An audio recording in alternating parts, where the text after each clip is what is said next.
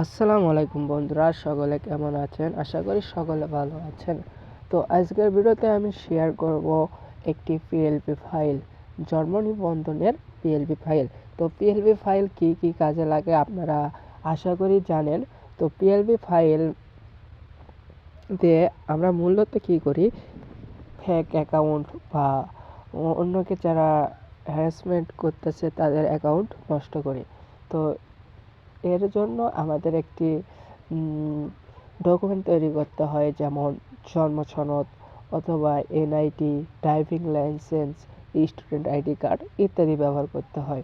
তো আজকের ভিডিওতে আমি শেয়ার করব হচ্ছে জন্ম নিবন্ধন এর পিএলপি ফাইল। এর জন্য আপনাদের ফোনে ইনস্টল করতে হবে পিক্সেল ল্যাব। এটা আপনারা প্লে স্টোরে পেয়ে যাবেন। তো আমার কাছে পিক্সেল ল্যাব নামের একটি এক্সট্রা ডার্ক অ্যাপ আছে, তো আমি এটাই ব্যবহার করি।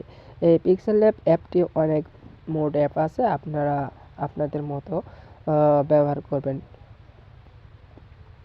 তো আমি পিক্সেল ল্যাব অ্যাপে চলে আসলাম। আসার পরে যা কিছু আছে আমি ক্যান্সেল করে দিলাম।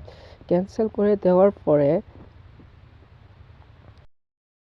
তারপরে চলে গেলাম আমি মাই প্রজেক্টে যাওয়ার পরে দেখতেই পাচ্ছেন যে এখানে একটি জন্ম সনদের পিএলপি ফাইল আছে।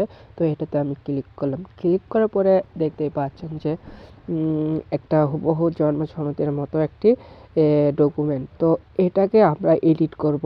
এডিট আপনারা হয়তো পারেন, যদি না পারেন কমেন্টে বলে দিবেন, আমি শিখিয়ে দেব। তো এরপরে আপনাদের যা করতে হবে যে উপরে যে একটা লেয়ার অপশন দেখতেছেন সেখানে ক্লিক করতে হবে। ক্লিক করার পরে আপনাদের মাঝে এইরকম যে লেখাগুলো আছে এবং কিউআর কোড, ইমেজ যা কিছু আছে এখান থেকে আপনারা এডিট করতে পারবেন। তো এডিট করার জন্য আপনাদের যা করতে হবে সবগুলোই এক, বুঝছেন? আমি আপনাদের একটি দেখিয়ে দিচ্ছি। তো এখান থেকে আমি আমার নামের যে ইয়েটা আছে সেটাতে ক্লিক করব। মানে পেন আইকনে ক্লিক করার পরে যদি এখানে নাম কেটে আপনার নাম বা যে আইডিটি নষ্ট করবেন তার নাম দিবেন। তো আমি দিলাম না, কারণ আমার প্রয়োজন নাই। আপনাদের দেখানোর ক্ষেত্রে এটা দেখালাম। তারপরে আপনাদের যা করতে হবে যে উপরে দেখতে পাচ্ছেন প্লাস বাটন, তারই পাশে যে বাটনটি আছে সেখানে ক্লিক করবেন। ক্লিক করার পরে আপনাদের মাঝে দুইটি অপশন থাকবে, সেভ অ্যাজ প্রজেক্ট এবং সেভ অ্যাজ ইমেজ। আপনাদের সেভ অ্যাজ ইমেজে ক্লিক করতে হবে। ক্লিক করার পরে যে ফরম্যাট লেখাটি আছে, ফরম্যাট লেখাটিতে আপনার পিএনজি দিয়ে রাখবেন। তারপর যে ডিফল্ট যে নিচে আছে সেটা আপনারা আলট্রা মোডে করে নেবেন। আলট্রা মোডে করার পরে সেভ টু গ্যালারিতে ক্লিক করবেন। সেভ টু গ্যালারিতে ক্লিক করার পরে ইমেজ সেভড হয়ে গেছে। এরপর আমি আপনাদের ফাইলে গিয়ে দেখিয়ে দিচ্ছি।